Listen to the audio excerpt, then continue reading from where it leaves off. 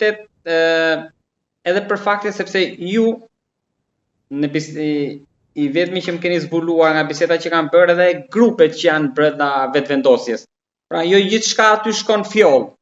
Pra edhe Kurti duket sikur është i marrë në një farë mënyrë peng nga këto grupe brenda, nuk mund të vendos thjesht me kokën e tij.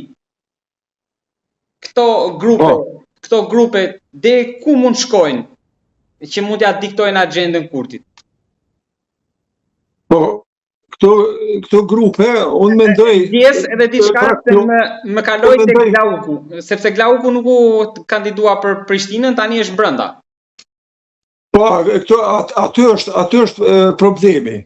Është interesant që disa kandidime që është duke i bërë vetëvendosja në disa komunat më janë pikpyetje më, sepse të kandidohet Hajrullah Çeku në Prishtinë është një absurditet, sepse gjosat për ta fituar Prishtinën, Glauku i ka pas reale, sepse Glauku është personaliteti më i fuqishëm.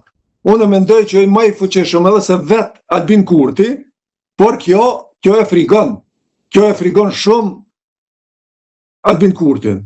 Do ishte më mirë që Kurti, domethënë, mos rrezikonte partinë, po ta nxirte jashtë, ndoshta ashtu sikur në Thojza e bëri dalje Fatonit, duke e nxjerrë nga grupi edhe nga qeveria, Faton Pecit, ndoshta atë mund bënte edhe me Glaukun Njusën, siç bëri me Shpendin disa vite më parë. Ndërkohë që brenda aty ishte i qetë, duke larguar këto grupe, kurse duke i pasur brenda mund të shpërthej. Po një farë mënyre ka largu Glaukun. E ka largu Glaukun prej të qenit të rëndësishëm, se të jesh kryetar i Prishtinës është barabar me sikur të jesh kryeministri i Republikës Kosovës. Edhe e bjen Hajrullah Çekun, i cilin Prizreni nuk e njeh mirë. Edhe e bjen Prishtinë, unë jam i bindur që e ka pru për të humbur, sepse gjasa nuk ka. Mund ta fitoj edhe për dykëja Prishtinën, zoti si e ka emrin s'm kujtohet ai, djali i ri që është kandidat në edhe të kaluarën, Uran Ismaili, mund ta fitoj para Hajrullah Çekut. Kështu që mos ta voto, mos ta propozosh Glaukun. Ndoshta Glauku nuk pranon, sepse në një kohë Glaukun e kanë kalkulu për ta sjellë në komunën e tij, sepse unë jam edhe bashkëfratar i Glaukut në Lipjan. Por Glauku nuk ka pranu. Por se çka ka ndodhur me Prishtinën, a nuk e ka pranu Glauku, apo nuk ka dashur Albini për ta mos e fuqizu atë shumë, sepse tani edhe ka lënë lërë dhe me gjas, nëse krijohet qeveria, mendohet të jetë në pozitën e ministrit punëve të jashtme Glauku, gjë që nuk o pozitë e olt, por megjithatë mendoj që plasëritje në mes Glaukut edhe Albinit ekzistojnë. Nuk mund të them se Glauku ka grup, por nga e kaluara e them se Glauku ka qenë grupin e këtyre social-demokratëve.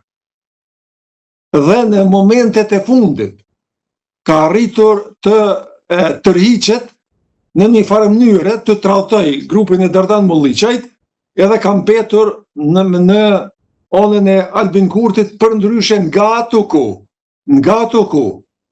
edhe nga fuqia e përditshme, por edhe nga të qenit politikan shumë më i fortë, Glauku Albin Kurti frigohet se ai një ditë do të ja marrë fuqinë, edhe Glauku është i ri, djalë i ri, perspektiv, i shkolluar, i edukuar, i emancipuar, njeri politik, edhe me gjitha atributet i ka për të qenë i pari i një subjekti politik, për të qenë edhe i pari i shtetit.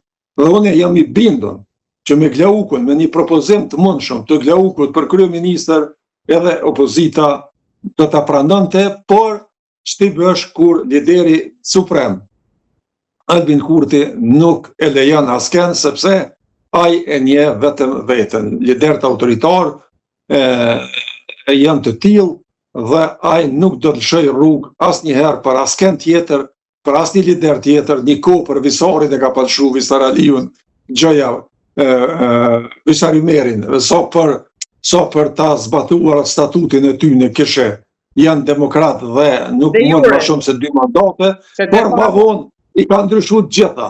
Dhe kështu që unë mendoj që ato fraksionet brenda VV-s ekzistojnë. Vetë fraksioni është jo partia e Guxo. Vetë fraksioni është ona atje Albulena. Edhe pse duket ajo në opinion nuklear, por atje në mbledhjet e brendshme të ajo ka zë të fortë. Ka zë të fortë bashkë me burrin e saj, ata e përbëjnë fraksionin më të madh sepse mund të them që Glauku s'ka fraksion. Glauku është i vetëm, derisa Albulena ka fraksion. Por në këtë mënyrë ko me djeg Albulenën, ko me djeg me këtë lloj propozimi që një zonë të pranoj, të pa marrë parasysh që këta përshkojnë nëpërmjet këtij komisioni. Ajo është e kandiduar, ajo është e nominuara për kryetare të parlamentit. Sot bëhet e 39 herë të dalësh dhe të maltretohesh, të sfidohesh në këtë formë, vërtet unë nuk arrit ta kuptoj një zonë të tillë e cila ka marrë shumë vota nga qytetarët të digjet në këtë formë nga lideri i saj suprem Albin Kurti.